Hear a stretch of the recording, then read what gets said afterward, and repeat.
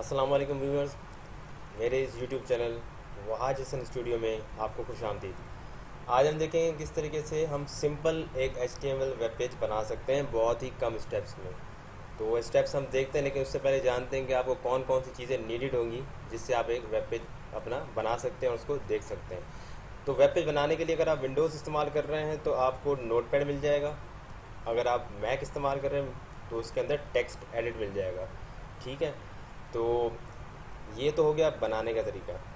अब इसको व्यू कैसे करते हैं?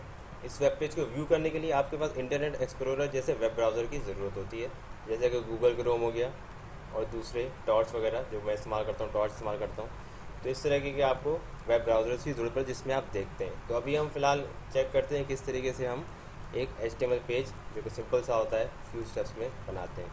तो स्टार्ट करते हैं। सबसे पहले हमें क्या करना है, विंडो का बटन दबाना है। तो विंडो का बटन दबाने के बाद नोटपैड पे क्लिक करेंगे हम। नोटपैड पे क्लिक करने के बाद हमने क्या करना होता है, ये एक फ़ाइल आपके पास इस तरह की खुल के आ जाएगी जैसे कि आप ये देख रहे हैं। इसके अंदर आपने क्या करना है, सिंपल सा एक काम है, सेव एज़ करना होता है। ठीक है, यहाँ पे आके ठीक है, फॉर एग्जाम्पल इधर आपको लिखना भी चाहें लिख सकते हैं अपना नाम वगैरह कुछ भी, और उसके बाद सेव एज़ करेंगे। यहाँ पे सेव एज़ करने के बाद आपके पास डेस्कटॉप पे रखना चाहें, जहाँ पे रखना चाहें आपकी मर्ज़ी होती है। फिलहाल मैं डेस्कटॉप पे रख रहा हूँ ताकि आपके सामने यहाँ पे शो हो जाए। तो यहाँ पे इसका हमने नाम देना होता है जो कि इम्पॉर्टेंट होता है। अब इस फाइल का नाम क्या दें, आपकी मर्ज़ी है, जौन सा भी नाम दें। For example my first file मैं ये नाम देता हूँ। लेकिन इसके बाद एक बहुत ख़ास चीज़ है जो आपको ज़रूरी करनी है, डॉट दे के HTML याद रखिएगा। डॉट दे के HTML आपको लाजमी देना है। ठीक है, तो कोई भी फाइल का नाम रख सकते हैं, आपकी मर्ज़ी है, जो भी फाइल का नाम रखना चाहें डॉट HTML साथ देना लाजमी है। उसके नीचे एक ऑप्शन है सेव एज टाइप। अब टाइप कौन सा सेव करें? अब हम नोटपैड खोल लें। नोटपैड तो एक टेक्स्ट फाइल सेव करती है, लेकिन हमने क्या बनाना है, वेब पेज बनाना है। तो उसके लिए क्या करेंगे, हम इस पर क्लिक करेंगे, ऑल फाइल्स पे क्लिक कर देंगे। क्यों?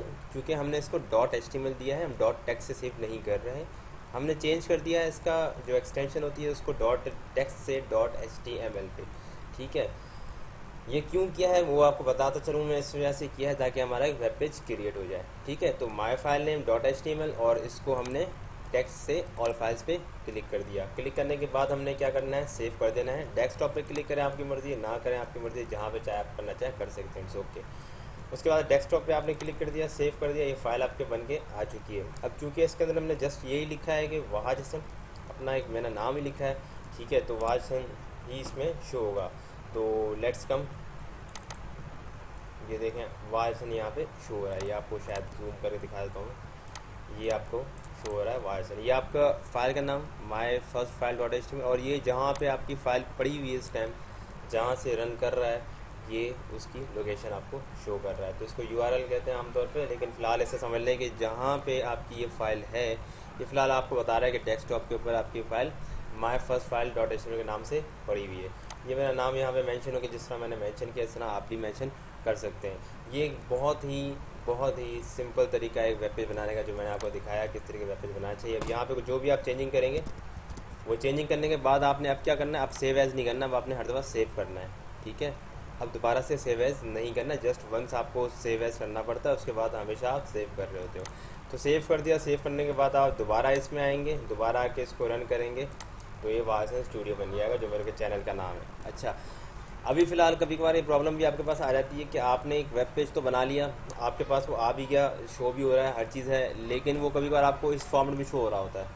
ठीक है, अब इस फॉर्मेट में शो हो रहा है, आपने बिल्कुल सारे स्टेप सही किए हैं। आपने नोटपैड खोला, नोटपैड खोलने के बाद सेव एज़ किया, सेव एज़ करने के बाद फाइल का नाम डॉट HTML आपने दिया। अब फाइल का नाम डॉट HTML देने के बाद आपने क्या करना है, आपने जाकर देखना है कि भाई फाइल का नाम डॉट HTML है या नहीं है। ठीक है, अभी मैं आपको ये फाइल भी दिखा सकता हूँ, नीचे वाली फाइल भी दिखा सकता हूँ, दोनों फाइल में आप फ़र्क देख रहे हैं। अगर मैंने हर स्टेप सही किया है तो मेरी फ़ाइल कुछ इस तरीके की बनेगी। नोटपैड इसके अंदर जाएंगे, अपना सॉरी ऐड क्लिक करके प्रॉपर्टीज़ के अंदर जाएंगे, प्रॉपर्टीज़ के अंदर जाके देखेंगे तो यहाँ पे ये आपको डॉट HTML दिखाई पड़ रहा होगा। ठीक है, ये खुद भी लिखा भी हुआ है, HTML डॉक्यूमेंट है, और यहाँ पे आप दिखा भी रहा होगा डॉट HTML की एक्सटेंशन के साथ आपकी फ़ाइल पड़ी हुई है। ठीक है, ये तब आपका होगा जब आपने सारे स्टेप्स प्रॉपरली आपने किए होंगे। पहला स्टेप क्या है, नोटपैड खोलना है। नोटपैड खोलने के बाद आपने क्या करना है, विंडो बटन दबाया, नोटपैड खोला, नोटपैड खोलने के बाद आपने आपने जो भी उसमें लिखा, जो भी कुछ किया, उसके बाद सेव एज करना है। सेव एज करते वक्त आपको दो चीज़ों का ख्याल रखना है। इन दो चीज़ों का ख्याल रखना है, आपने फाइल का नाम .html लाजमी देना है, उसके नीचे एक टाइप होता है, उस टाइप पे ऑल फाइल्स ज़रूरी करना है। ये वो कुछ चीज़ें हैं जो कि आपने लाजमी करनी ही है हर बार वेब पेज बनाते वक्त, ठीक है। तो याद रहे, इसमें कोई गड़बड़ नहीं होनी चाहिए।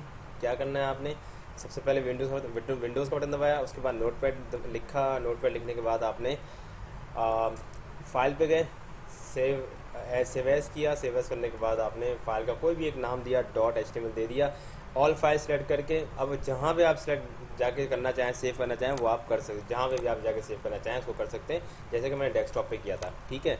तो ये फाइल मेरे ऑलरेडी सेव है, उसको दोबारा सेव नहीं करता। अब आपकी फ़ाइल अगर इस फॉर्मेट में आती है तो आपको पहले इसकी प्रॉपर्टीज़ चेक करनी है। प्रॉपर्टीज़ में चेक किया आपने कि आपने देखा भाई टेक्स्ट है, तो इसका मतलब आपने फ़ाइल गलत बनाई, आपको दूसरी फाइल दोबारा से नोटपैड खोल के दोबारा बनानी पड़ेगी, ठीक है। अगर ऐसा नहीं है, आपके पास यहाँ लिखा आ रहा है HTML डॉक्यूमेंट, तो एक बार ऐसा होता है, ये इसमें आता है, तो आपके पास अगर इस तरीके से लिखा आ रहा है HTML डॉक्यूमेंट, लेकिन वो फ़ाइल आपकी जब आप खोल रहे हैं तो आपकी वो फ़ाइल हमेशा इस तरीके से खुल रही है, मतलब ऐसे मैं खोल रहा हूँ तो इस तरह खुल रही है। तो आप क्या करेंगे, इस पे जाएंगे, राइट क्लिक करेंगे, प्रॉपर्टीज़ में जाएंगे। प्रॉपर्टीज़ में जाने के बाद आपने यहाँ से चेंज का ऑप्शन आता है, इस चेंज के ऑप्शन में आप जाएंगे, आपको यहाँ पे जो मतलब उसके ओपन करने के फाइल्स होंगे, जो उसके सॉफ्टवेयर होंगे जो उस चीज़ को ओपन कर सकते हैं, वो सारे यहाँ पे सामने आ जाएंगे। जो भी एप्लीकेशन हैं जिसको खोल सकती हैं वो आप देख रहे हैं इसमें, ठीक है। अब यहाँ पे ऑलरेडी दिखा रहा है, लेकिन अगर फॉर एग्जाम्पल इसके अलावा भी आपको नहीं नज़र आती हैं आपके वेब ब्राउज़र्स, तो आप यहाँ पे अभी देख सकते हैं कि आपके पास वेब ब्राउज़र वो मौजूद है या नहीं है, ठीक है। अब मेरे पास वेब ब्राउज़र जो मौजूद है वो टॉर्च है। मैं गूगल क्रोम इस्तेमाल नहीं करता, हो सकता है आपके पास गूगल क्रोम हो तो आपके पास गूगल क्रोम होगा, तो आप परेशान मत होइएगा, सर के पास तो ये है, हमारे पास तो ये नहीं है। तो मेरे पास टॉर्च वेब ब्राउज़र है, आप लोग गूगल क्रोम भी इस्तेमाल कर सकते हैं। इंटरनेट एक्सप्लोरर सबके पास होता है, वो इस्तेमाल करना चाहें वो इस्तेमाल करें, एज इट इज़ जो भी आप इस्तेमाल करना चाहें कर सकते हैं यहाँ पे, ठीक है। एज पर ऐप मैं इसको अब इस पर ही खोलूँगा क्योंकि मेरे पास गूगल क्रोम नहीं है, तो मैं इसको ओके करके यहाँ पे ओके कर दूँगा तो ये खुल जाएगा, ठीक है। तो अगर मैं ये फाइल इसमें खोलता हूँ तो खोलने का तरीका क्या है, राइट क्लिक किया, पहले प्रॉपर्टीज़ चेक कर ली कि वाकई में मेरी फाइल HTML है या टेक्स्ट तो नहीं है। अगर टेक्स्ट नहीं है HTML इट्स ओके, आपने राइट क्लिक किया, ओपन विथ किया, ओपन विथ करके यहाँ से देख लिया। वंस आपने इसको देख लिया, आपके बाद नेक्स्ट में ये देखें, इस तरीके से देखें, ये आपको इस तरीके से उसी वेब ब्राउज़र जिस पे आपने क्लिक किया होगा उससे शो कर रहा होगा। अभी फ़िलहाल मेरे पास टॉर्च से है तो टॉर्च से शो कर रहा है।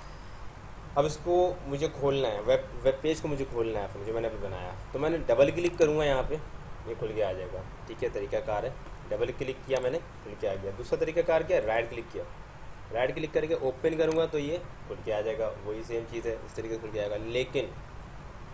लेकिन अभी मुझे यहाँ से इसको चेंज करना है। मैं चाह रहा हूँ ये जो वहाज स्टूडियो इसको मैं चेंज करूँ। मैं यहाँ पे लिखूँ my channel name is Wahaj studio, ठीक है। मैं यहाँ पे चेंज करना चाहता हूँ, मैं कैसे करूँगा। तो इसके लिए हमें क्या करना पड़ता है, यहाँ से सिंपल से हम आते हैं इसके अंदर, राइट क्लिक किया, राइट क्लिक करने के बाद ओपन विथ किया। अब की बार हम वेब ब्राउज़र से नहीं ओपन करेंगे, गूगल क्रोम या किसी से भी ओपन नहीं करेंगे। क्यों? क्योंकि अब हम कोड करने वाले हैं। तो जब हम कोड करने वाले होते हैं तो हमें क्या करना पड़ता है, हमें नोटपैड इस्तेमाल करना पड़ता है। मैंने आपको पहले ही बताया कि अगर आप कोड करना चाहते हैं HTML पेज, तो आप क्या करना पड़ेगा, आपको एक टेक्स्ट एडिट मैक के अंदर इस्तेमाल करना पड़ेगा, और अगर आप विंडो इस्तेमाल कर रहे हैं तो नोटपैड इस्तेमाल करना पड़ेगा। तो हम क्योंकि कोड में चेंज करना चाहते हैं, वेब पेज को देखना नहीं चाहते, कोड में चेंज करना चाहते हैं। वेब पेज देखना हो तो वेब ब्राउज़र की ज़रूरत पड़ती है। अगर आपको वेब पेज में कोड में चेंज करना हो तो नोटपैड आपको विंडोज़ के अंदर मिल जाएगा। तो आपने क्या करना है, जिस फाइल की कोड में आप चेंज करना चाहते हैं, राइट क्लिक करें, ओपन विथ करें। ओपन विथ करने के बाद आप नोटपैड पे जाएंगे। नोटपैड पे जाने के बाद आपको वो कोड दिख जाएगा जो आपने किया था लास्ट टाइम, उसमें आप चेंज कर सकते हैं। My YouTube channel name is, ठीक है, मेरा यूट्यूब चैनल का नाम ये है। और यहाँ तक मैं करने के बाद इसको फॉर एग्ज़ाम्पल यहाँ पे जाता हूँ फाइल में जाने के बाद इसको मैं सेव एज़ नहीं करूँगा अब के बाद जस्ट सेव करूँगा। सेव एज़ तब करते हैं जब आप फर्स्ट टाइम यूज़ कर रहे हो, ठीक है।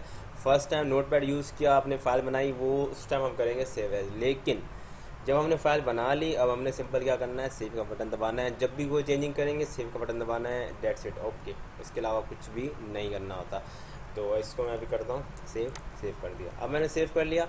अब इस फाइल को देखना है, इसका कोड नहीं देखना है, इसके कोड में चेंज नहीं करना मुझे इस फाइल को वेब ब्राउज़र के अंदर देखना है। मैं देखना चाहता हूँ कि किस तरह दिखाई पड़ेगा वहाँ पे। तो मैं जाता हूँ इसके अंदर।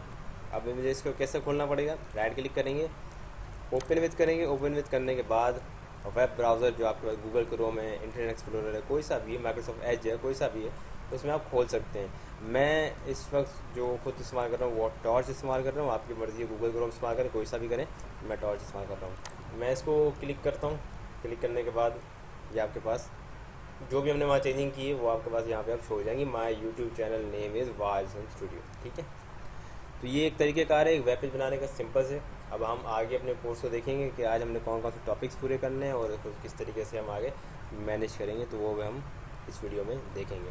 फ़िलहाल आपको ये समझ आ गई कि किस तरीके से एक वेब पेज सेव करना है, क्योंकि बहुत इंपॉर्टेंट है ये। आपको अगर नहीं समझ आएगा तो पूरा HTML जितना भी हम आगे पढ़ेंगे, लर्न करेंगे, कुछ भी आपको समझ नहीं आने वाला। तो काइंडली इसको याद कर लें, बहुत आसान है। विंडो का बटन दबाया, उसके बाद नोटपैड लिखा, फाइल पे क्लिक किया। फाइल पे क्लिक करने के बाद अगर फर्स्ट टाइम उस पर आप बना रहे हैं नोटपैड के ऊपर अपना वेब पेज, तो फर्स्ट टाइम अगर बना रहे हैं तो आपने क्या करना है, फाइल पे क्लिक करने के बाद सेव एज करना है, ठीक है।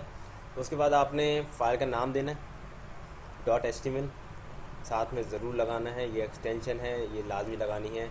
.html .text वैक्स जो भी लिखा हो सारा काट के आपने फाइल का नाम .html, और कुछ भी आगे पीछे ना लिखा हो बस, ठीक है। आपने कोई भी फाइल का नाम दिया .html, इसके अलावा कुछ भी ना लिखा हो। उसके नीचे एक ऑप्शन होता है आपके पास फाइल टाइप का, कि कौन सा फाइल टाइप है, तो वहाँ पे आपने जाके ऑल फाइल कर देना है कि कोई सी भी फाइल में बनाऊँ, मेरी मर्ज़ी है। तो आपने ऑल फाइल कर देना है। डेस्कटॉप पे सेव करें, कहीं भी किसी फोल्डर के अंदर सेव करें, वो आपकी मर्ज़ी होगी। फिल वक्त क्योंकि मैं फ़र्स्ट टाइम आपको सिखा रहा हूँ कि पहला कोर्स लेक्चर चल रहा है ये किस तरह, तो बिल्कुल सिंपल वे आपको बता रहा हूँ। उस डेस्कटॉप पे क्लिक करें, उसको जाके सेव कर दें। तो ये एक सिंपलेस्ट वे है जो मैंने आपको बताया एक वेब पेज बनाने का।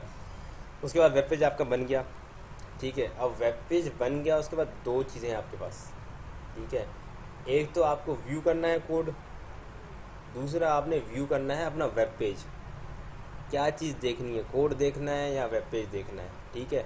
आमतौर पर लोग मिस्टेक्स करते हैं, क्या करते हैं कि एक दफ़ा ये फाइल चल रही है दोबारा भी चला लेते हैं, बार बार चलाते रहते, कोड करते रहते, तो कंप्यूटर परेशान होता है कि एक ही फाइल 6-8 दफ़ा खुली हुई होती है। For example my first file .html, अभी इसको दोबारा खोलेंगे, दोबारा से जाएंगे ओपन में, तो कोड करेंगे, दोबारा से नोटपैड पे क्लिक कर देंगे, दोबारा से अरे भाई ठीक है, आप पहले नीचे एक दफ़ा देख लो कि आपके पास ये फ़ाइल खुली तो नहीं हुई है। इसकी कोडिंग फाइल आपके पास नीचे खुली हुई, तो दोबारा आपको खोलने की ज़रूरत नहीं है, ठीक है। तो ये चीज़ आमतौर पर स्टूडेंट्स मिस्टेक करते हैं, तो काइंडली आप लोग ना करिएगा। तो क्या चीज़ इंपॉर्टेंट है इसके अंदर, हमने अगर फर्स्ट टाइम हमने वेब पेज बना लिया है, वेब पेज बनाने के बाद हमें दो चीज़ें होती हैं, या तो हमने व्यू करना होता है, या तो हमने उसको उसकी कोडिंग को व्यू करना होता है, ठीक है। या तो वेब पेज व्यू करेंगे या कोडिंग व्यू करेंगे। वेब पेज व्यू करने के लिए आपको वेब ब्राउज़र की ज़रूरत पड़ेगी, जैसे मैं बताया, ओपन विथ करके आप इसमें टॉर्च वगैरह कोई सा वेब ब्राउज़र इस्तेमाल कर सकते हैं। ये आप आपके गूगल क्रोम कर लें, आपकी मर्ज़ी। अगर आपके पास गूगल क्रोम नहीं है तो आप इस कोई सा भी और भी इस्तेमाल कर सकते हैं। इंटरनेट एक्सप्लोरर ज़रूर होगा विंडोज़ के अंदर, ठीक है। तो यहाँ पे आप इसको इस्तेमाल करने के बाद ये इस तरह के खुल के आ गया। अब ये चीज़ क्या है, इसको कहते हैं वेब पेज। जो आप देख रहे हैं ये एक वेब ब्राउज़र के अंदर एक वेब पेज खुल के आया है, ठीक है। लेकिन अगर आप इसकी कोडिंग चाहते हैं तो इससे पहले आपको देखना पड़ेगा मेरे पास की कोडिंग खुली तो नहीं खुली हुई, तो इट्स ओके, इसको बंद कर दें। आप राइट क्लिक करें, इस पर ओपन विथ करें और इसकी कोडिंग में जाएं। अगर पहले से खुली हुई फिर दोबारा जाने की ज़रूरत नहीं है, वंस खुली हुई इट्स ओके, उसमें जाके चेंज करते हैं। नहीं तो आपको कोडिंग में जाना है, तो कोडिंग में व्यू करना है तो आपने ओपन विथ नोटपैड करना है। अगर वेब को व्यू करना है तो टॉर्च के साथ या वेब ब्राउज़र के साथ व्यू करना है। ये मैं इस लेक्चर में बता रहा हूँ बार बार इस वजह से, क्योंकि आपको अगले सारे लेक्चर्स के अंदर ये चीज़ काम आएगी। तो मैं इसको कोड रिव्यू करता हूँ जो मैंने इधर देखा, और मैं आपको वहाँ दिखा देता हूँ एक दफ़ा यहाँ पर। तो सिंपलेस्ट वे से हमने देखा किस तरीके से वेब पेज बनाना चाहिए। आगे हम शुरू करते हैं इसके बाद। तो आते हैं इस पर WD1 मैंने लिखा हुआ है कि इसके अंदर क्या कुछ करना है आज हमने। तो सबसे पहले वेब क्या है, HTML क्या है, टेक्स्ट एडिटर्स कौन कौन से होते हैं, पेज लेआउट किस तरीके का होता है, web writing and typography, browser, internet explorer वगैरह वगैरह सब हम इसके अंदर, ये सारी चीज़ें हमने इसके अंदर पढ़नी है। ठीक है, तो पढ़ते हैं, स्टार्ट करते हैं एक एक करके। तो मेरी यहाँ पे एक बनी हुई है। ठीक है, अब ये आ चुकी है भाई। अब इसके अंदर वेब डिज़ाइनिंग लिखा हुआ है, जो आप कोर्स कर रहे हैं उसका नाम है वेब डिज़ाइनिंग 1। याद रखिएगा HTML कोर्स का नाम नहीं है, CSS कोर्स का नाम नहीं है, HTML कोर्स का नाम नहीं है। आमतौर पर लोग कहते हैं HTML तो पढ़ रहे हैं, लेकिन कोर्स का नाम है वेब डिज़ाइनिंग 1। ठीक है, याद रखिए वेब डिज़ाइनिंग 1। वेब डिज़ाइनिंग 1 के अंदर दो चीज़ें सीखेंगे, एक HTML और दूसरी हो गई CSS। ये दो चीज़ें हमने उसके अंदर सीखनी है। तो फिलहाल ये मैं आपको पढ़ाने जा रहा हूँ वेब डिज़ाइनिंग क्या होती है। सबसे पहले ये देखना है हमने। अच्छा, अब इसके अंदर कुछ डेफिनेशन लिखी है, इसको ज़रा देख लेते हैं वेब डिज़ाइनिंग क्या करती है, क्या होती है। इसके अलावा आपको हज़ारों डेफिनेशन मिल जाएंगी भाई, आपको इंटरनेट के ऊपर आप कोई सी भी उठा सकते हैं, इट्स ओके। ठीक है, मैं जस्ट इसलिए उठा रहा हूँ ताकि मैं आपको ब्रीफली समझा सकूँ कि क्या होती है वेब डिज़ाइनिंग और किस लिए काम आती है। ठीक है, तो वेब डिज़ाइनिंग बता रहा है encompasses different skills and disciplines in the production and maintenance of the website. अब वेब डिज़ाइनिंग जो है ना, बता रहा है ये कई सारे चीज़ों को अपने दायरे में रहती है। अपने किन किन चीज़ों को अपने दायरे में रहती है इनकम्पसेस। एक तो स्किल्स, डिफरेंट स्किल्स को, हुनर को, और डिसिप्लिन्स जो डिफरेंट तालीमी शोबे होते हैं, जो डिफरेंट शोबे होते हैं, उन सब के अंदर ये काम में आती है। ठीक है, तो इसके दायरे में क्या क्या चीज़ें आती हैं, हुनर आता है, और जितने भी दूसरे तालीमी या दूसरे शोबे हैं उसके अंदर ये काम आती है। अच्छा, अब उसमें क्या किस काम आती है, या तो प्रोडक्शन में या मेंटेनेंस में। ठीक है, आप वेब पेज या वेबसाइट क्यों बनाते हैं, ठीक है, उसकी कोई ना कोई रीज़न होती है। आप किसी हुनर पे बना रहे होंगे, किसी शोबे पे बना रहे होंगे कि भाई ये एक शोबा है, फॉर एग्जांपल फ़िज़िक्स का एक शोबा है तो उसके लिए आपने वेब पेज बना लिया, वेबसाइट बना ली पूरी। केमिस्ट्री का एक शोबा है तो पूरी वेबसाइट बना ली। तो यहाँ तो आप किसी शोबे के लिए या किसी हुनर के लिए कर रहे होंगे। फॉर एग्जांपल मैं एक हुनरमंद इंसान हूँ भाई, वेब डिज़ाइनिंग कर रहा हूँ, मैं जानता हूँ वेब डिज़ाइनिंग क्या होती है, मैं थोड़ी बहुत कोडिंग कर लेता हूँ, एक सॉफ्टवेयर इंजीनियर हूँ। तो मैं क्या करूँगा, मैं डेफिनेटली ये स्किल एक हुनर इस्तेमाल करूँगा, सॉफ्टवेयर हाउस में जाऊँगा और उस हुनर को इस्तेमाल करूँगा। दो ही वजूहात होती हैं इसको यूज़ करने के लिए। अब इसमें करते क्या हैं, दो चीज़ें करते हैं वेब डिज़ाइनिंग के अंदर, या तो प्रोड्यूस कर रहे होंगे, बना रहे होंगे कोई चीज़, या मेंटेनेंस, पहले कोई चीज़ पड़ी हुई है आप जैसे उसको मेंटेन कर रहे हैं। ठीक है, दो चीज़ें कौन सी हैं, प्रोडक्शन एंड मेंटेनेंस। तो ये दो चीज़ें हम आमतौर पे कर रहे होते हैं इन दो शोबों के अंदर, डिसिप्लिन्स इन शोबों के अंदर या हुनर के अंदर। हम इसको इन वजह से इस्तेमाल करते हैं, दो वजूहत से। एक हमारे प्रोडक्शन मीन्स बनाना, बिल्कुल ज़ीरो से बनाना। मेंटेनेंस फॉर एग्जाम्पल बनी बनाई वेबसाइट है, एग्जाम्पल दे देता हूँ मैं आपको अपने लिए एक वेबसाइट क्रिएट करनी है जिसके अंदर आपने अपनी बायोग्राफी लिखनी है। ठीक है, आपने उसके अंदर अपने सारे जितने प्रोजेक्ट्स किए हुए सारे बताने हैं, बचपन से क्या कुछ पढ़ा है सब बताना है आपने। तो आप अपने लिए क्रिएट कर रहे हैं तो ये बिल्कुल न्यू से क्रिएट करना पड़ेगा, क्योंकि ये इंटरनेट के ऊपर आपका डेटा तो इंटरनेट के ऊपर नहीं मौजूद होगा। तो बिल्कुल आपको ज़ीरो से स्टार्ट करना पड़ेगा। इसको कहेंगे प्रोड्यूस करना, बिल्कुल आप ज़ीरो से स्टार्ट कर रहे हैं। ठीक है, दूसरा होगा मेंटेनेंस क्या होगा, फॉर एग्जांपल मैं आपको एग्जांपल दे रहा हूँ, जैसे एग्जांपल के तौर पे कि फेसबुक वालों ने कहा कि भाई हमारा वेब पेज बना हुआ है, लेकिन फेसबुक का जो लोगो है इधर नहीं, मुझे इस तरफ चाहिए। ठीक है, या मुझे इधर भी चाहिए, इस तरफ भी चाहिए। अब वेबसाइट तो बनी हुई है पहले से, लेकिन उसमें क्या है, उसमें जस्ट थोड़ी सी बहुत चेंजिंग है, वो करनी है। ठीक है, वेबसाइट बनी हुई है, उसको जस्ट चेंज करना है। इसको कहते हैं मेंटेनेंस, एक चीज़ पहले से ही बनी है उसको मेंटेन करना। ठीक है, अच्छा, the different areas of web design include web graphics design. Web के अंदर ग्राफिक्स डिज़ाइनिंग भी होती है, उसके वो भी इसके अंदर आती है।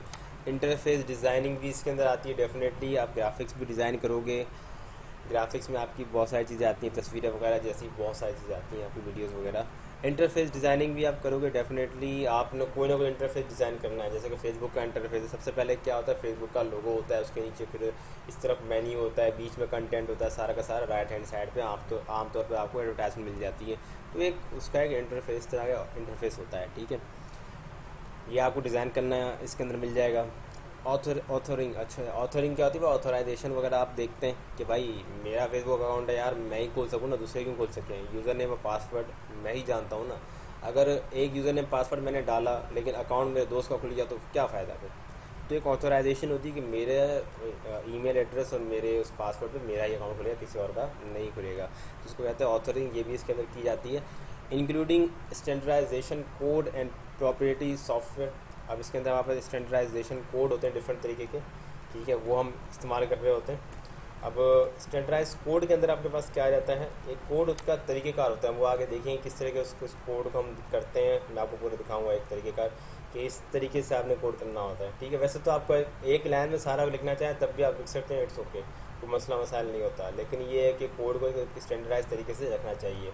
यूज़र डिज़ाइन एक्सपीरियंस, ये यूज़र एक्सपीरियंस डिज़ाइन जो है ये भी इसमें काम आता है। लाजिम बात है कि ऐसा ना हो कि फॉर एग्जांपल, एक एग्जांपल मैं बताता हूँ, मेरे वेब पेज का नाम सबसे लास्ट में लिखा हो, ठीक है। अब फेसबुक का आपको पता है वेब पेज ख़त्म ही नहीं होता, ऐसे स्क्रॉल करते रहो करते रहो करते रहो। लेकिन अगर उस वेब पेज का नाम सबसे लास्ट में लिखा हो तो आपको पता नहीं चलेगा किस चीज़ को खोल रहा हूँ।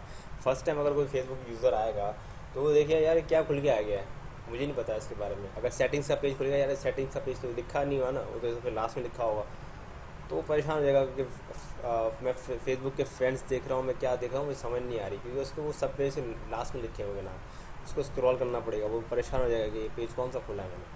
तो इसलिए वो सबसे टॉप पे होता है। एक एक्सपीरियंस डिज़ाइन, यूज़र का एक्सपीरियंस के हिसाब से उस डिज़ाइन को रखा जाता है कि अगर लोग नीचे नाम को पसंद कर रहे हैं, ऊपर नाम को साइड में, दाएं बाएं, बीच में कहाँ पे इस्तेमाल कर रहे हैं, कहाँ पे वो पसंद करते हैं, तो उसको थोड़ा सा एक्सपीरियंस करना पड़ता है। तो इस तरह की डिज़ाइन भी आप उसके अंदर करते हैं। सर्च इंजन ऑप्टिमाइजेशन में आपके पास होती है गूगल वगैरह में, आप अपने इस तरीके से करते हैं काम। इसके अंदर कुछ चीज़ें होती हैं, मैं आपको आगे चल बताऊँगा, जैसे टाइटल वगैरह होता है। उसके अंदर हम क्या करते हैं, हेड में टाइटल में दे देते हैं, वो टाइटल से गूगल सर्च इंजन जो सर्च कर रहा होता है, फिर उसको ऑप्टिमाइज़ कर रहा होता है, ठीक है, उसको सर्च करके जल्दी ला रहा होता है। तो कुछ चीज़ें होती हैं जो कि हम आगे चल के देखेंगे। फ़िलहाल ये डेफिनेशन जो आपको समझ आ गई होगी, उम्मीद करता हूँ मैं, कि web designing encompasses many different skills and disciplines in the production and maintenance of website. The different areas of web design include web graphics design, interface design, authoring, including standardization code and proprietary software, user experience design and search engine optimisation. ये सब कुछ इसके अंदर मौजूद होता है, ठीक है। थोड़ी सी मेरी तस्वीर मैंने लगा दी है तो परेशान मत होइएगा। नेक्स्ट है भाई, हम क्या कुछ अभी कवर करने वाले हैं, तो भाई HTML एडिटर। तो सबसे पहले पता होना चाहिए HTML एडिटर क्या होता है, एडिट क्या है, तो एडिट का मतलब क्या होना चाहिए आपके हिसाब से? भाई एक सिंपल सा मतलब है, अगर मैं कहूँ एडिट करना है इसको, तो आप क्या करेंगे, चेंज करना है इसको, ठीक है, यही है ना आपके हिसाब से। तो HTML एडिटर क्या होगा कि HTML के कोड को चेंज करने वाला, ठीक है, HTML एडिटर। अब विंडोज़ के अंदर आपको नोटपैड मिल जाएगा या नोटपैड प्लस प्लस मिल जाएगा, किसके अंदर, HTML एडिट, विंडोज़ के अंदर HTML एडिटर के तौर पे, ठीक है। तो HTML एडिटर के तौर पे आपको कौन कौन से मिल रहे हैं विंडोज़ के अंदर, नोटपैड और नोटपैड प्लस प्लस, ठीक है।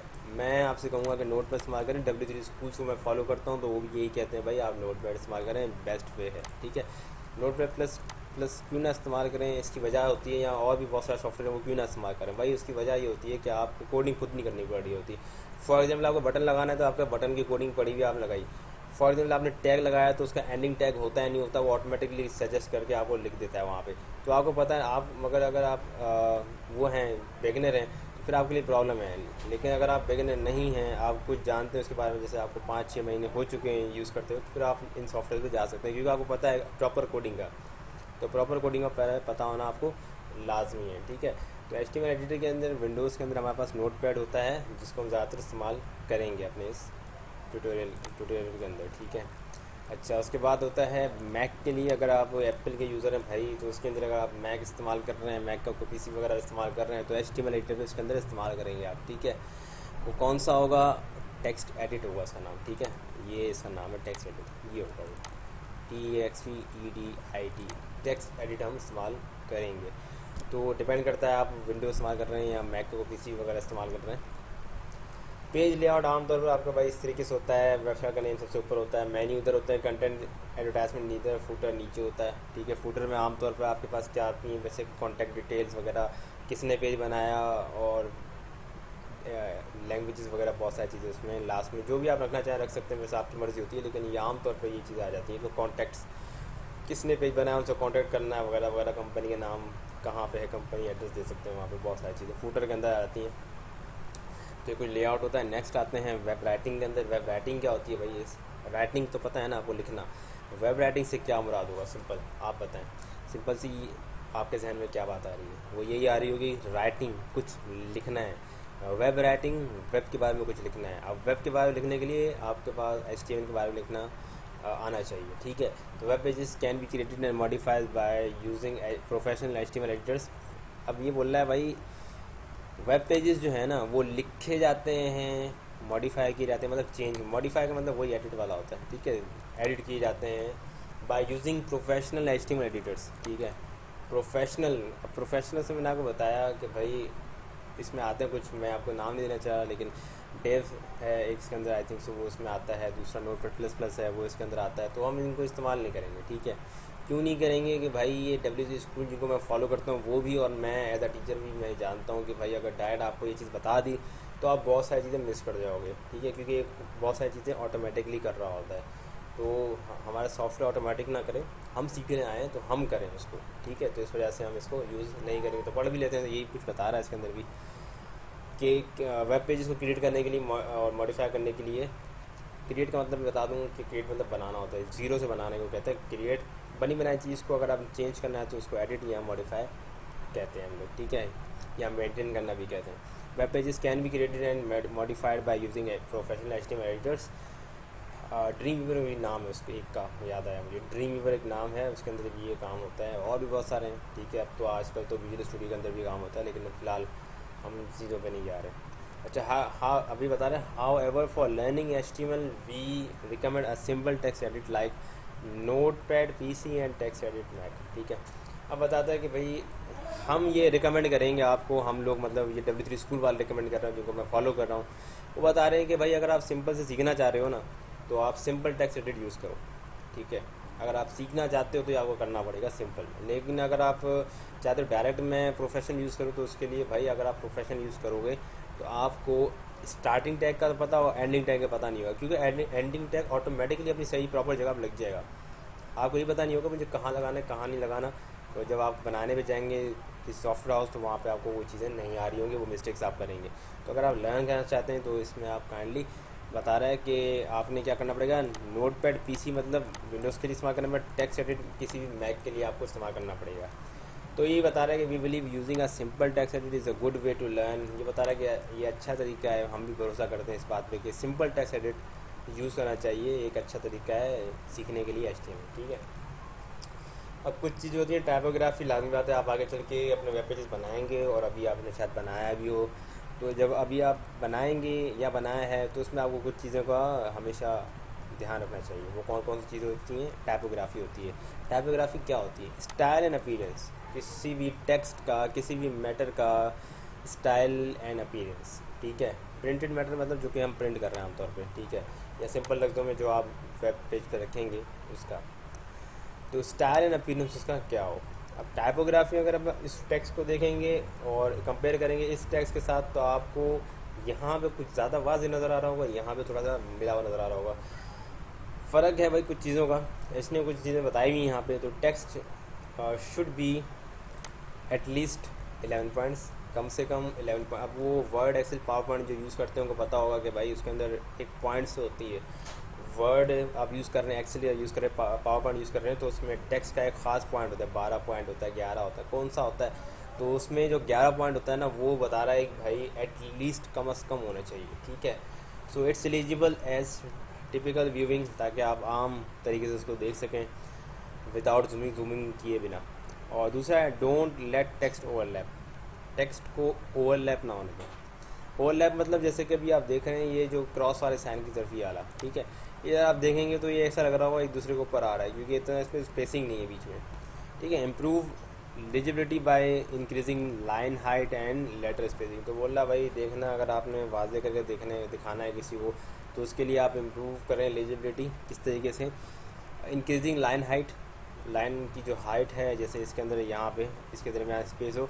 और लेटर स्पेसिंग, अगर आपको कंटेंट ऐसा है कि जैसे पूरी बुक है तो उसमें लेटर स्पेसिंग थोड़ी रख दे, ताकि बंदा पूरी बुक इतना बड़ा पेज रीड करेगा तो लाजमी बात है वो उसको थोड़ा सा थोड़ा टाइम में ब्लर हो जाएगा। लेकिन अगर इसके अंदर ये स्पेसिंग, वर्ड स्पेसिंग भी होगी तो ज़्यादा उसको आसान होगा। ठीक है, तो टेक्स्ट स्पेसिंग और लाइन स्पेसिंग और लेटर स्पेसिंग होना लाजमी है। ठीक है, अब वेब ब्राउज़र्स भाई कौन से इस्तेमाल कर सकते हैं, ये मैं आपको शुरू लेक्चर में बहुत अच्छी तरह डिटेल बता चुका हूँ कि वेब ब्राउज़र क्या होते हैं, क्यों होते हैं और कौन से आप इस्तेमाल कर सकते हैं, लेकिन फिर भी आ गया तो पढ़ लेते हैं। अब web browser is software application for retrieving, presenting and traversing information resources on the world wide web. ठीक है, तो www क्या है, वर्ल्ड वाइड वेब, ये है इसका full form, world wide web. www लिखा होता है आपका हमारे पास, www.facebook.com, www.google.com वगैरह, इन सब www का मतलब यही होता है, वर्ल्ड वाइड वेब।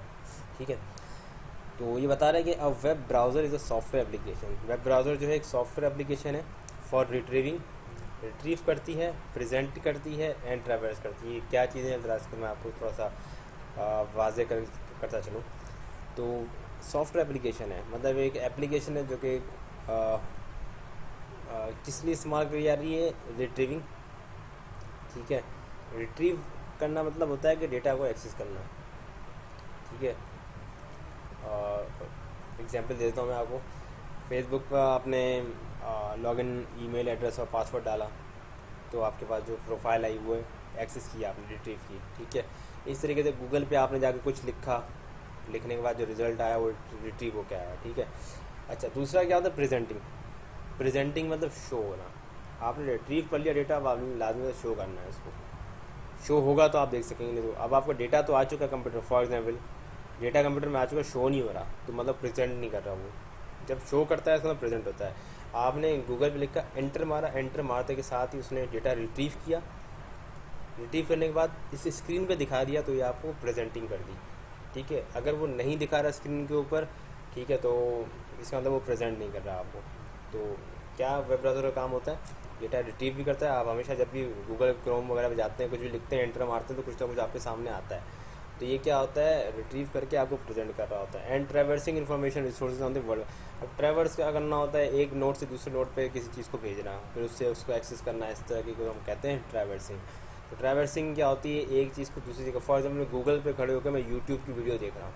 अब गूगल एक अलग प्लेटफॉर्म है, यूट्यूब एक अलग प्लेटफॉर्म है। मैंने गूगल पे जाके लिखा भाई ये यूट्यूब की वीडियो, तो उसने मुझे दूसरी तरफ भेज दिया यूट्यूब के सर्वर पे। यूट्यूब के सर्वर पे गया, मैंने वीडियो देखी, हालांकि लिखा किस पे था, मैंने यूट्यूब पे गया, किस पे वीडियो किस पे देखी, यूट्यूब पे। तो ये ट्रैवर्सिंग इस तरीके से समझ लें, फ़िलहाल बेसिक के तौर पे ये इस तरह से होती है। तो ये रिट्रीव होता है, डेटा रिट्रीव किया, प्रेजेंट किया, और उसके बाद ट्रैवर्स मतलब मैंने एक चीज़ लिखी, उसने दूसरी जगह भेज दिया, गूगल से निकाल के यूट्यूब के सर्वर पर मुझे भेज दिया। ठीक है, तो ये इस तरह होता है ट्रैवर्सिंग। ठीक है, इंफॉर्मेशन रिसोर्सेज, इन्फॉर्मेशन आपको पता है, डेटा और इन्फॉर्मेशन का फ़र्क आपको बेहतर पता होगा। डेटा वो होती चीज़ होती है जो कि ड्रॉ होता है, हो सकता है मेरे काम का हो या ना हो, इसको कि डेटा कहते हैं। इन्फॉर्मेशन वो होती है जो कि हमेशा मेरे काम की होती है। ठीक है, तो डेटा और इन्फॉर्मेशन के अंदर ये फ़र्क होता है।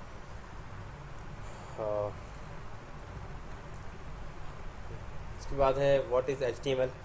HTML क्या है भाई, तो HTML is the standard markup language. अब सबसे पहले तो HTML के बारे में बताया चलूँ मैं आपको। HTML भाई मैंने आपको जो पहले लेक्चर की स्टार्टिंग बताया कि आपके पास क्या होता है भाई, HTML hyper text markup language होती है जो कि इस्तेमाल होती है वेब पेज को बनाने के लिए। ठीक है, अब HTML is the standard markup language for creating web page. अभी बोल रहा है स्टैंडर्ड मार्कअप लैंग्वेज, ये मार्कअप पता नहीं क्या है ना, ये आपको समझ में आ रहा होगा ये क्या चीज़ है।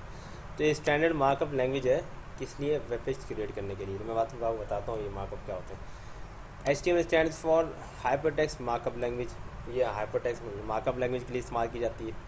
ठीक है, अच्छा HTML describes the structure of web pages using markup. ठीक है, हर लफ्ज़ में मार्कअप आ रहा, कुछ समझ नहीं आ रहा होगा तो मैं आपको मार्कअप भी समझाता हूँ, ये सारी चीज़ें भी समझाता हूँ।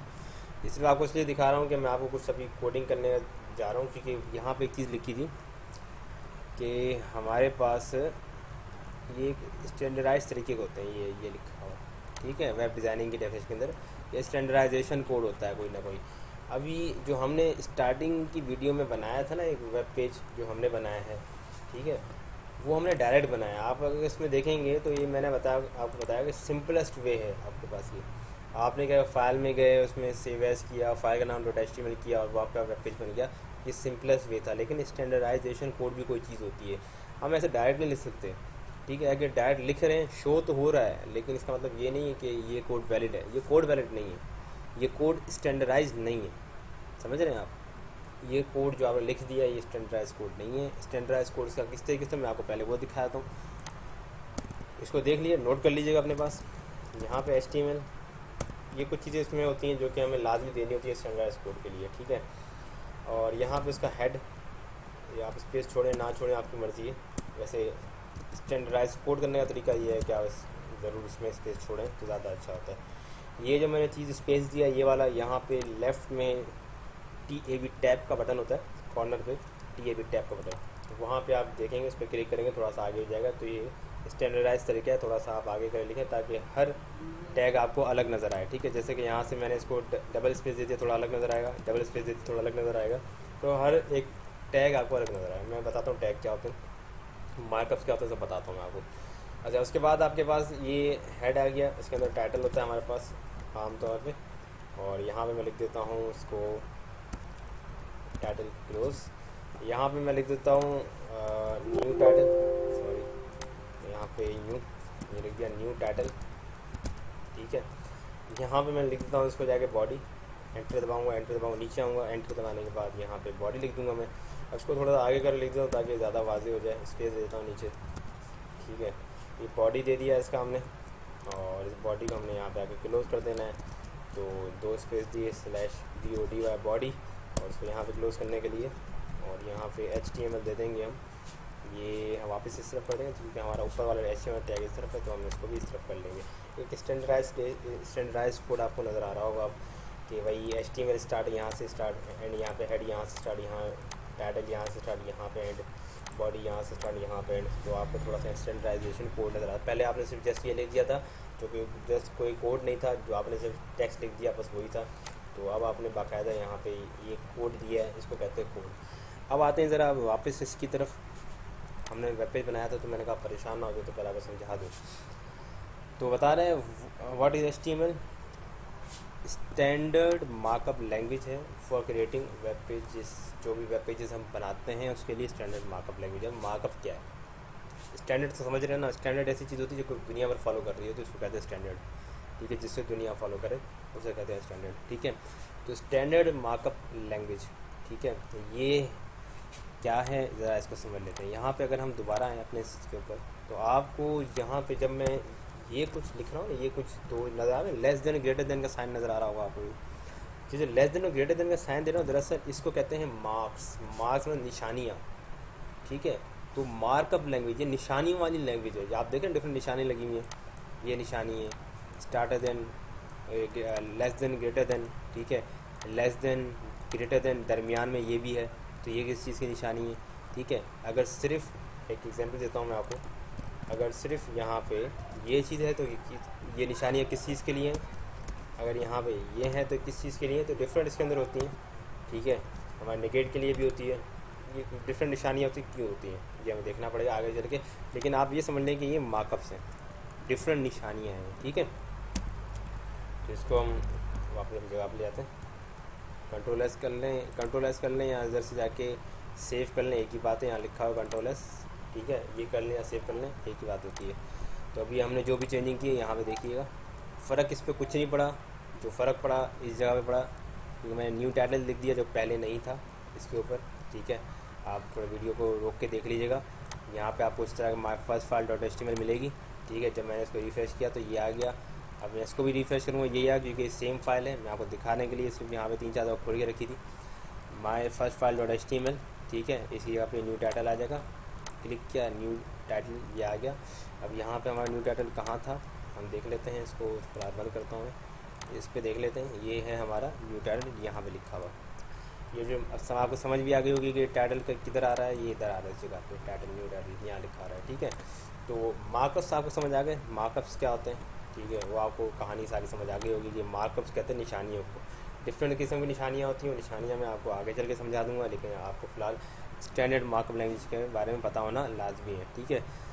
अच्छा, HTML stands for hyper text markup language. अब हाइपर टेक्स्ट कौन सा होता है, टेक्स्ट होता है भाई, हाइपर टेक्स्ट टेक्स्ट होता है। हाइपर कौन सा होता है, हाइपर भाई गुस्से वाला नहीं होता। हाइपर वो होता है कि आपको एक जगह से दूसरी जगह मुंतकिल कर सके जो टेक्स्ट, ठीक है। जिसमें क्वालिटी हो, जो कि एक लिंक बना सकता हो, उसको कहते हैं हाइपर टेक्स्ट, ठीक है। तो ये हाइपर टेक्स्ट वो होता है जिससे एक लिंक बनी हुई हो या जो लिंक जिसके अंदर हो उसको कहते हैं हाइपर टेक्स्ट, ठीक है। मार्कअप बता चुका मैं आपको, हाइपर टेक्स्ट जिससे लिंक क्रिएट हो सके। मार्कअप, मार्कअप क्या है मैं आपको बताया अभी भी, निशानियाँ जो है लेस देन ग्रेटर देन वगैरह जो निशानियाँ हैं ये। तो HTML स्टैंड्स फॉर, HTML किसका फुल फॉर्म है, किसका शॉर्ट फॉर्म है HTML? Hyper text markup language. Hyper text वो टेक्स्ट जिसके अंदर लिंक्स लग सकें, मार्कअप लैंग्वेज वो लैंग्वेज जिसके अंदर आप ये निशानी इस्तेमाल कर रहे हो। तो ऐसी लैंग्वेज को हम हाइपर टेक्स्ट मार्कअप लैंग्वेज कहते हैं, जो कि आपके सामने ये वाली है, ठीक है। इसके अंदर आप निशानियाँ भी यूज़ कर रहे हैं, ठीक है, और साथ साथ आप इसके अंदर जो है हाइपर टेक्स्ट भी अभी मैं आपको लिंक्स लगा के दिखाऊंगा किस तरह लिंक्स की यूज़ होती है, ठीक है। तो हाइपर टेक्स्ट मार्कअप लैंग्वेज ये इसकी फुल फॉर्म है। तो आते हैं इसके आगे नेक्स्ट पे। यहाँ पे लिखा है HTML describes the structure of web pages using markup. अब HTML डिस्क्राइब करता है वेब पेजेस का स्ट्रक्चर, कैसे स्ट्रक्चर बताता है, कैसे, ये मार्कअप्स के थ्रू बताता है। मार्कअप्स वही निशानी के थ्रू बताता है। अब इसमें हम डिफरेंट निशानियाँ यूज़ करेंगे, जैसे कि पहले आपने यहाँ पे देखा था इस जगह पे, ये इस वाली जगह पे, तो यहाँ पे क्या था, लिखा हुआ था my first file dot HTML, लेकिन हमने उसका स्ट्रक्चर चेंज किया। हमने क्या किया, यहाँ पे माई फर्स्ट फाइल डॉट, मेरे को फाइल के नाम था वो यहाँ पे आ रहा था, मैंने उसको किया नहीं, ये नहीं है, कुछ और है। तो मैंने क्या किया, टाइटल का इस्तेमाल किया, टाइटल का इस्तेमाल किया, उसमें न्यू टाइटल लिखा, तो ये जो चीज़ यहाँ पे लिखी है यहाँ पे आ गई। तो हमने मार्कअप्स के थ्रू, टैग्स के थ्रू ये काम हमने करना होता है। कि कैसे हम आगे डिटेल में इसको देखते हैं, ये सब चीज़ें समझते हैं ये क्या होती हैं, आगे चल के देखेंगे। लेकिन अभी आपको मार्कअप की मीनिंग सही समझ आ जानी चाहिए कि वो निशानियाँ होती हैं, ठीक है। HTML elements are the building blocks of HTML pages. HTML element जो हैं वो बिल्डिंग ब्लॉक हैं HTML पेजेस के, ठीक है। HTML एलिमेंट जो हैं वो बिल्डिंग ब्लॉक्स हैं। बिल्डिंग ब्लॉक्स क्या होते हैं, बुनियाद, ठीक है। HTML एलिमेंट जो है क्या है, बिल्डिंग ब्लॉक, बुनियाद हैं एक वेब पेज की, ठीक है। अब जो HTML एलिमेंट है, अब आप सोच रहे हो HTML एलिमेंट क्या है, अब आपके जहन में बात आएगी, भाई बुनियाद तो समझ आ गए, चलो ठीक है, HTML वेब पेज जो अभी बनाया उसकी बुनियाद है। HTML एलिमेंट्स क्या हैं, अच्छा भाई अब एलिमेंट्स भी देख लें ज़रा। एलिमेंट्स आपकी ये हैं, HTML है, हेड है, टाइटल है, ठीक है। तो एलिमेंट हम किससे कहते हैं, एक ये जिसके अंदर ये मार्कअप्स इस्तेमाल किए गए हों, ये वाले लेस देन ग्रेटर देन, और एक ये उसके साथ हो लेस देन ग्रेटर देन, और ये साथ में एक साइन हो, जिसे बैक स्लैश कहते हैं, ठीक है, ये साइन होना चाहिए। तो इसे क्या कहेंगे हम, एलिमेंट कहेंगे। तो एलिमेंट किसे कहते हैं, टैग हो ये वाला, टैग हो ये वाला, ठीक है। अब आप सोचेंगे मार्कअप्स को मैं टैग्स क्यों कह रहा हूँ, चूँकि यहाँ पे इन निशानियों के दरमियान कुछ लिखा हुआ है। जब निशानियों के दरमियान कुछ लिखा हो तो उसको क्या कहते हैं, टैग्स, ठीक है। जस्ट निशानियाँ हो तो मार्कअप्स, और इसके दरमियान कुछ लिखा हो तो टैग्स, ठीक है।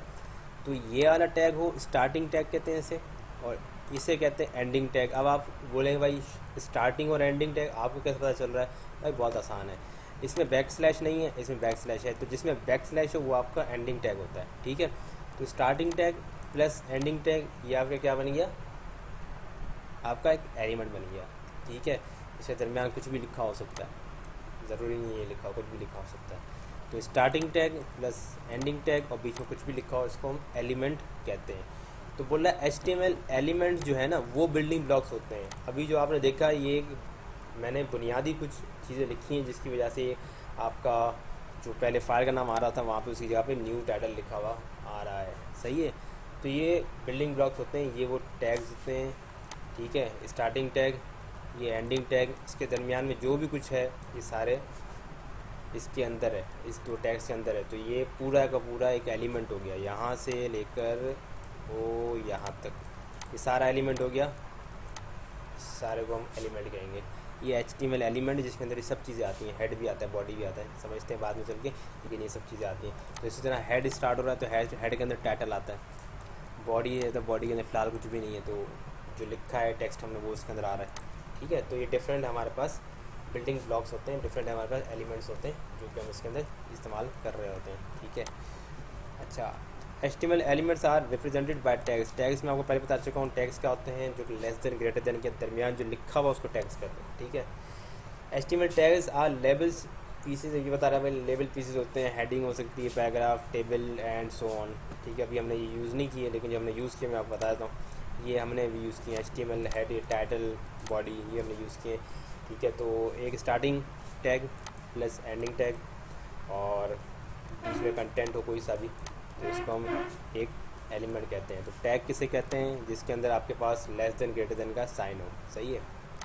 अच्छा, उसके बाद आपके पास आता है browsers don't display the tags. ये HTML टैग्स को डिस्प्ले नहीं करता है web browser, but use them to render the content of the web page, ठीक है। लेकिन वो आपको वेब पेज का वो चीज़ आपको जो आपने उस टैग के अंदर खास लिखी होगी उसके अंदर आपको दिखाएगा, ठीक है। अब ये क्या चीज़ होती है मैं आपको बताता हूँ। तो अगर आप यहाँ पे आके देखें इस केस वाले में, तो यहाँ पे जो आपको ये टैग्स नज़र आ रहे हैं ना, ये आपको इधर नज़र नहीं आ रहे होंगे, आपको जस्ट यहाँ पे एक लाइन नज़र आ रही है, ठीक है। तो यही चीज़ बता रहा है कि आपको भाई जो भी टैग्स होते हैं ना, जो भी टैग्स आप इस्तेमाल करते हो वो आपको नज़र नहीं आते, आपको जस्ट आपको कंटेंट नज़र आता है जो कि इन टैग्स के अंदर होता है। जैसे कि ये न्यू टाइटल में टाइटल के अंदर दिया था, बॉडी के अंदर ये चीज़ दी थी, तो यहाँ पे शो हो रही है, ठीक है। तो ये इसकी एक छोटी मोटी चीज़ें मैंने आपको बतानी थी, बताइए। तो उसके बाद है हमारे पास, यहाँ से अगर हम आते हैं तो थोड़ा सा इसको देखते चलते हैं। Introduction to website. अब वेबसाइट क्या होती है, वेब पेज और वेबसाइट का फ़र्क बहुत ही कॉमन फ़र्क है ये, वेब पेज और वेबसाइट का फ़र्क, ठीक है। वेब पेज क्या होता है आपके हिसाब के मुताबिक, एक पेज होगा, लाजमी बात है। और वेबसाइट क्या होगी, जो मुख्तलिफ़ पेजों को एक करके रखी हुई होगी, उसको कह रहे होंगे वेबसाइट, ठीक है। तो वेब पेज और वेबसाइट में क्या फ़र्क है। Web page single web page होता है आपके पास, जो अभी हमने बनाया हुआ है पीछे ये वाला, ये आपके पास सिंपल जो है ये वेब पेज है आपके पास ये वाला, ठीक है।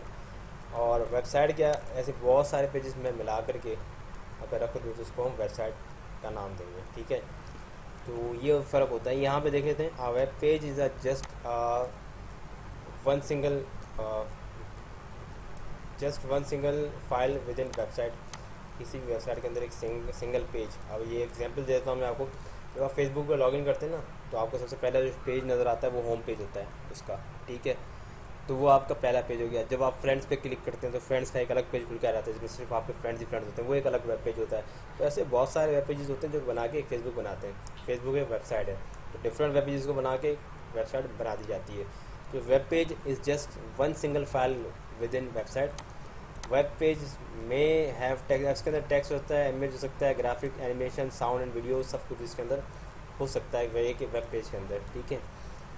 ये सिंगल पेज कहलाता है with unique name on a website. अब single name with unique name on a website ये आपके पास मौजूद होता है इससे।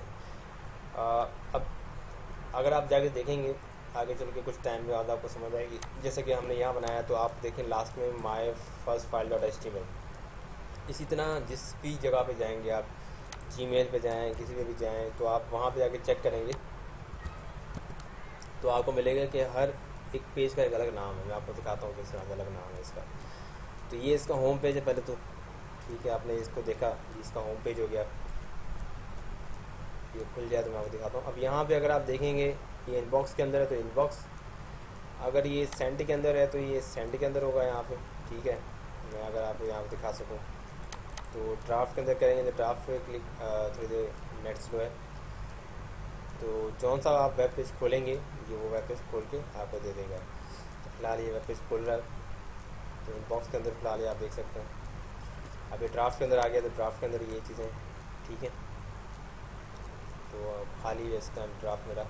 तो आप ये देख सकते हैं कि यहाँ पे नाम चेंज हो चुका है ऑटोमेटिकली। इसकी वजह क्या है कि ये अलग वेब पेज है एक जीमेल की वेबसाइट के अंदर, ठीक है। अच्छा, यहाँ से हम आते हैं वेबसाइट क्या होती है। Website is a group of related web pages. जो रिलेटेड वेब पेजेस हैं उसके अगर आप ग्रुप बना दें, उसको एक जगह रख दें, ठीक है। अब रिलेटेड वेब पेजेस से आपको क्या जहन में आएगा। रिलेटेड पेजेस मतलब ऐसा ना हो कि एक यूट्यूब का पेजेस में डाल दिया, एक याहू का डाल दिया, एक जीमेल का, एक बिंग का, डिफरेंट डिफरेंट वेब पेजेस नहीं डालने। जिस चीज़ के लिए वो बनी हुई है ना वेबसाइट, उसी पर डाल। फेसबुक के लिए बनी हुई है तो फेसबुक के ही डालें। आप फेसबुक की चैट्स देखना चाहते हैं तो फेसबुक की चैट्स उसके अंदर होनी चाहिए, ना कि जीमेल की चैट्स उसके अंदर होनी चाहिए डेफिनेटली, ठीक है। तो फेसबुक के अंदर फेसबुक की चैट्स मिलेंगी, मतलब जो भी आपको फेसबुक की वेबसाइट में मिलेगा वो सारा रिलेटेड होगा फेसबुक के साथ, ना कि यूट्यूब की चीज़ें उसमें डाल रहा होगा वो, ना कि कोई और चीज़ उसमें रख रहा होगा। ठीक है, ये सब चीज़ें तो आपने जहन में रखनी है कि ऐसा नहीं तो आप अपना वेबसाइट बना रहे हो तो एक पेज आपका फेसबुक जैसा हो, दूसरा पेज आपने यूट्यूब का उसमें रख दिया हो, इस तरह की चीज़ें नहीं रखनी है आपने। तो आप अगर वेबसाइट बना रहे हैं जूतों की, तो उसके अंदर आपने फिर ये नहीं रखना है कि भाई बर्तन बर्तन उठा के रख दिए, तो भाई बर्तन की अलग कैटेगरी है।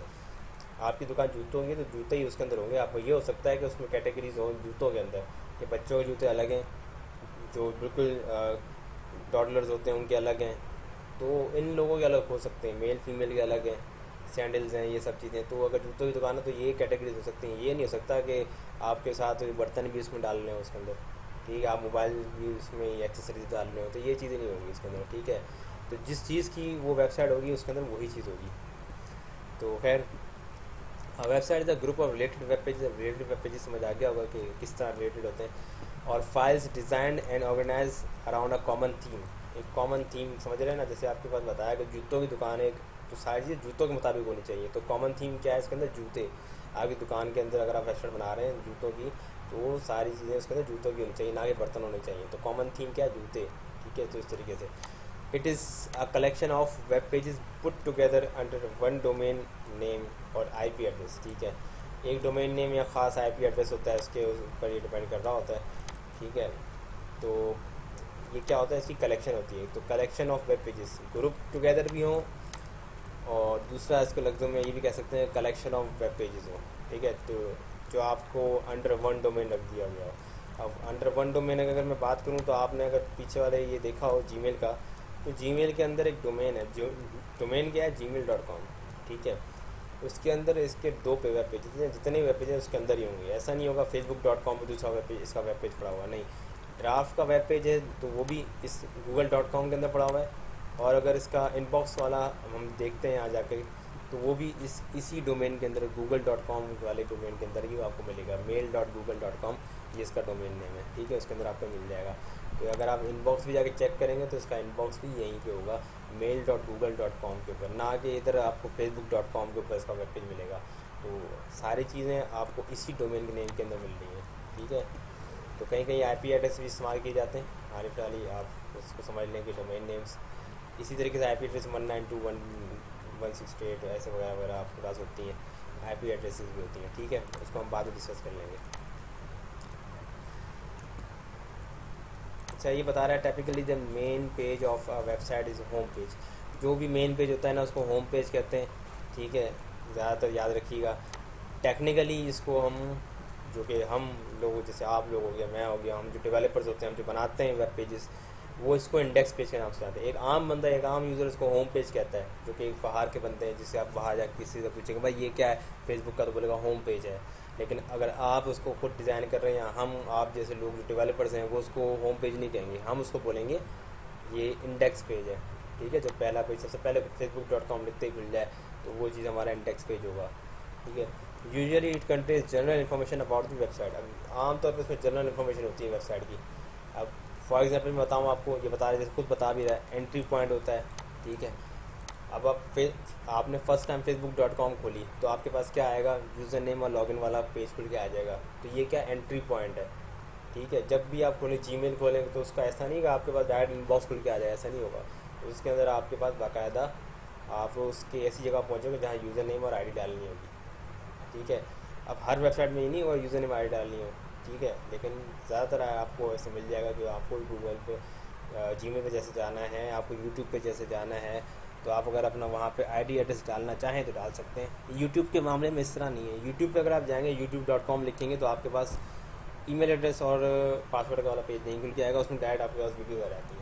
ठीक है, तो ये थोड़ा सा डिफरेंस है, याद रखना पड़ेगा आपको। तो जो youtube.com लिखें, facebook.com लिखें, google.com लिखें, जो सबसे पहला पेज खुल जाए आ जाए ना, वो होम पेज होता है। अब चाहे वो कोई सा भी हो। ठीक है, तो होम पेज एक आम यूज़र के लिए, और अगर आप वो मेरे जैसे डेवलपर है तो उसके लिए इंडेक्स पेज का नाम होता है। ठीक है, अच्छा, HTML एलिमेंट्स के बारे में अब हम बात करेंगे। अब HTML एलिमेंट्स क्या हैं? An HTML element usually consist of starting tag and ending tag. मैं आपको एलिमेंट्स के बारे में पहले बता चुका हूँ, थोड़ा दोबारा बता चलूँ कि स्टार्टिंग टैग इस तरीके से कोई भी होगा, एंडिंग टैग होगा, एंडिंग टैग की निशानी बता चुका हूँ, ये होगा उसके अंदर, ठीक है। तो स्टार्टिंग टैग हो प्लस एंडिंग टैग हो तो इसके दरमियान कोई कंटेंट हो तो ये आपका क्या बन जाता है, ये आपका एक एलिमेंट बन जाता है, ठीक है। जस्ट आपके पास ये चीज़ हो तो भी टैग कहलाएगा, जस्ट आपके पास ये चीज़ हो तो भी टैग कहलाएगा।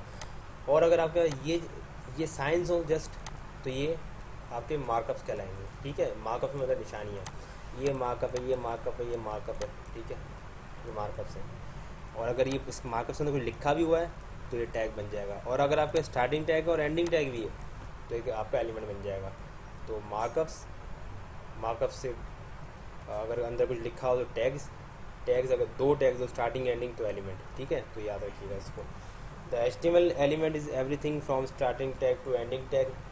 जैसे एग्जांपल दे रहा है, पी पैराग्राफ होता है इसके अंदर, ठीक है। तो उसकी एक एग्जांपल यहाँ पे दे रहा है, ये स्टार्ट टैग, एलिमेंट कंटेंट और एंड टैग, ये सारा इसके अंदर मौजूद होता है। तो H1 हेडिंग देने के लिए होता है, उसके बाद P से पैराग्राफ, BR ब्रेक रो, ठीक है। ये सब चीज़ें इसके अंदर होती हैं। ये अभी हम नेक्स्ट अपने इसके पार्ट 2 के लेक्चर 1 के पार्ट 2 हम देखेंगे, उसके अंदर हम देखेंगे सब चीज़ें, ठीक है। फिर मैं आपको आगे चल के एक पेज का स्ट्रक्चर बताऊँगा, सब कुछ समझाऊँगा। अभी तक यहाँ तक जो भी हमने 4 या 6 जो स्लाइड्स पढ़ी हैं, मतलब 12 स्लाइड्स पढ़ी हैं, इसको आप देख लीजिएगा, समझ लीजिएगा, तो आपको बेहतर समझ आ जाएगा। तो HTML elements with no content, एक आखिरी चीज़ इसमें रह गई तो पढ़ लेते हैं। HTML एलिमेंट्स कोई ऐसे भी हैं जिसके अंदर स्टार्टिंग टैग और एंडिंग टैग ना हो। तो बताया HTML elements with no content are called empty elements, ठीक है। HTML एलिमेंट्स जिसके अंदर कोई भी कंटेंट ना हो, ठीक है, खाली हो, बिल्कुल स्टार्टिंग टैग हो बस, ठीक है, तो उसको क्या कहेंगे, एम्प्टी एलिमेंट्स कहेंगे। अब इस सब की हम लेक्चर 1 का पार्ट भी आएगा, उसमें हम देखेंगे और उसमें हम देखेंगे किस तरीके से ये सब चीज़ें होती हैं जो अभी हमने पढ़ी हैं। ये हमने कुछ कुछ कर ली हैं। यहाँ पे हमने ये देख लिया कि हमारे पास ये एक स्टैंडर्डाइज कोड करने का तरीक़ाकार क्या होता है। हमने वेब पेज बनाना सबसे पहले सीखा, स्टैंडर्डाइज कोड करने का तरीका सीखा। उसके बाद हमने ये कुछ देखे, हमारे पास क्या थे, एलिमेंट्स थे। एलिमेंट्स को कैसे पहचाना हमने सबसे पहले पहचाना टैग्स को। सबसे पहले हमने टैग से भी पहले हमने किसको पहचाना, मार्कअप्स को। ये निशानी को पहचाना, इन मार्कअप्स को पहचाना, ये मार्कअप्स हैं, इनको पहचाना हमने, ठीक है। इन मार्कअप्स को हमने पहचाना, इन निशानियों को हमने पहचाना। इन निशानियों से हमने देखा कि यार ये तो यहाँ पे भी है और उसके अंदर टाइटल लिखा है, यहाँ पे भी है इसके अंदर टाइटल लिखा है, तो ये क्या चीज़ है। हमने देखा कि अगर निशानियों के दरमियान कोई चीज़ लिखी हुई हो तो उसको टैग कहते हैं, ठीक है। लेकिन अगर उन निशानियों में, उन टैग्स के अंदर एक निशानी के अंदर ये हो, ऐसी निशानी हो, ठीक है, ये वाली बैकस्लैश की, तो इसको एंडिंग टैग कहते हैं। मतलब अगर ये दो दफ़ा लिखा हुआ हो लेकिन एक के अंदर ये वाला निशान हो तो ये स्टार्टिंग टैग कहलाएगा और ये एंडिंग टैग कहलाएगा। तो हमने ये देखा है कि स्टार्टिंग टैग और एंडिंग टैग क्या होता है। अच्छा, स्टार्टिंग टैग और एंडिंग टैग मिल जाए तो हमने फिर क्या देखा कि हमने ये जाना कि भाई स्टार्टिंग टैग, एंडिंग टैग और बीच में कोई भी एलिमेंट तो उसको हम क्या कहेंगे, और कुछ भी लिखा हुआ हो तो उसके अंदर स्टार्टिंग टैग, एंडिंग टैग, बीच में कुछ भी लिखा हो तो उसको हम एक एलिमेंट कहते हैं। तो ये एक चीज़ मैंने आपको समझाई यहाँ पे। तो हमने यहाँ पे कुछ एलिमेंट देखे, HTML एलिमेंट है, हेड एलिमेंट है, टाइटल एलिमेंट है। अब उसके अंदर हेड क्लोज हो रहा है, इधर टाइटल क्लोज हो रहा है, फिर हेड क्लोज हो रहा है, बॉडी स्टार्ट हो रहा है, बॉडी एंड हो रहा है, HTML एंड हो रहा है, ठीक है। तो ये चीज़ें आपको याद रखनी है, ये भूलना नहीं है आपने, ठीक है। जो भी अब तक हमने पढ़ा है ये बेसिक था, बिल्कुल बेसिक जो मैंने आपको पढ़ा है बिल्कुल बेसिक था, इसमें कोई भी एडवांस चीज़ नहीं थी, बिल्कुल बेसिक में मैंने आपको समझाया है। इसका रिज़ल्ट एक और तो दिखा देता हूँ, कंट्रोल-S कर लें या फाइल में जाके इसको सेव कर लें, उस पर जाके आप रन करेंगे तो आपका रिज़ल्ट आ रहा होगा। अगर शुरू में आप देखें तो आपका फाइल का नाम इस तरीके से आ रहा था, लेकिन जब इसको सेव करेंगे आपने टाइटल वगैरह अपने हिसाब से दिया, भाई मेरे नाम वाला जो मैं लिख रहा हूँ वहाँ पे टाइटल में वो आना चाहिए, तो वो भी आप यहाँ पर देख सकते हैं। इसको रिफ़्रेश करेंगे, रिफ़्रेश करने के बाद आपको दिख जाएगा कि वो चीज़ें जो आपने वहाँ पे चेंज की हैं थ्रू एलिमेंट्स वो यहाँ पे चेंज हो चुकी हैं। तो एलिमेंट्स आपके बिल्डिंग ब्लॉक्स होते हैं किसी भी वेब पेज के ऊपर। तो एलिमेंट्स क्या होते हैं, जिसके अंदर starting tag plus ending tag हो और बीच में कुछ भी लिखा हुआ हो। टैग क्या होता है, टैग क्या होता है जिसमें निशानियाँ हो, लेस देन, ग्रेटर देन, ठीक है, ये निशानियाँ हो उसके अंदर। और बीच में क्या हो, उसके कंटेंट, कोई भी चीज़ लिखी हुई हो तो उसको हम टैग कहते हैं। For example less than greater then के अंदर हेड लिखा हुआ है, टाइटल लिखा हुआ है, तो ये क्या हो गया, एक टैग हो गया। लेकिन अगर स्टार्टिंग टैग और एंडिंग टैग को कैसे पहचाने, उसमें भी लिखा हुआ टाइटल वही हेड लिखा हुआ, लेकिन उसके अंदर बैक स्लैश होगी जिससे हम पहचानेंगे ये एंडिंग टैग है, ठीक है। तो अभी हम इसको पूरा करते हैं इधर ही। लेक्चर 1 का पार्ट भी आएगा, उसमें आप बाकी आगे इसको समझ सकेंगे। अभी तक इसमें कोई भी आपको अगर सवाल पूछना हो तो आप पूछ सकते हैं। वीडियो को 3-4 बार रिपीट करके देख लीजिएगा, जो उसमें इंपॉर्टेंट पॉइंट है उसको लिख लीजिएगा, और जो मैंने यहाँ पे स्लाइड्स दिए हैं, मैं स्लाइड्स भी आपको शेयर कर दूँगा, आपको मिल जाएंगी ये स्लाइड्स भी। और साथ साथ आपके पास मेरे यूट्यूब चैनल के नीचे डिस्क्रिप्शन में आपको मिल जाएंगी ये अभी। और ये वीडियो जो है आप इसको पूरा देखिएगा, 1 दफ़ा 2 दफ़ा 3 दफ़ा, जितनी आपको समझ आ जाए तब तक आप इसको देखते रहिएगा। डाउनलोड करना चाहें डाउनलोड करके रख लें, डाउनलोड करके देखते हैं, मतलब इसको वीडियो को देखते रहें ताकि आपको बेसिक मजबूत रहे। ये बेसिक था जो मैंने आपको बताया है। अब इसके बाद आहिस्ता आहिस्ता बेसिक से आगे बढ़ेंगे। तो बेसिक आज हमको पूरा बता दिया है। बेसिक से आगे कुछ कंटेंट आपका और रह गया था, अगर मैं इसमें आपको लेके चलूँ तो वीडियो की स्टार्टिंग में हम यहाँ पे थे, तो यहाँ पे हमने बहुत सारी चीज़ें करनी थी, लेकिन अभी तक हमने सिर्फ इसका यहाँ तक सही से पढ़ा है, ये पढ़ा था, और वेब ब्राउज़र्स का पढ़ा है। टेक्स्ट फॉर्मेटिंग अभी तक नहीं पढ़ा हमने, HTML बेसिक पढ़ा है बस, ठीक है। बाकी ये 2 चीज़ें अभी तक हमने नहीं पढ़ी हैं, कमांड्स और HTML भी नहीं पढ़े। ये मैं बहुत सारी चीज़ें भी हमने नहीं पढ़ी हैं, ठीक है। तो देखने में आपको बिल्कुल बेसिक समझाया है, डिटेल में समझाया ताकि आप समझ सकते हैं, आपको सवाल पूछना पड़े, लेकिन अगर फिर भी कोई सवाल होता है तो आप अलग से आपको बता दिया जाएगा कहाँ पूछना है, वहाँ पे आप पूछ सकते हैं ये, ठीक है। अगर आप मेरा यूट्यूब चैनल पे हैं तो यूट्यूब के चैनल के नीचे ही आप कमेंट कर सकते हैं, मैं आपको वहीं जवाब दे दूँगा। नहीं तो आपको ज़रिया बता दिया जाएगा, उस ज़रिए पे आप कर सकते हैं, ठीक है, सवाल जवाब कर सकते हैं। तो आज के लेक्चर में यहीं ख़त्म करता हूँ, इस कोडिंग के ऊपर ख़त्म करते हैं हम। तो लेक्चर 1 का पार्ट ए यहाँ कंप्लीट हो गया, लेक्चर 1 का पार्ट बी या पार्ट 2 समझ लें, वो बाद में आएगा। तो मैं ख़त्म करता हूँ उसको यहाँ पे, और डेट्स इट, अल्लाह हाफिज़।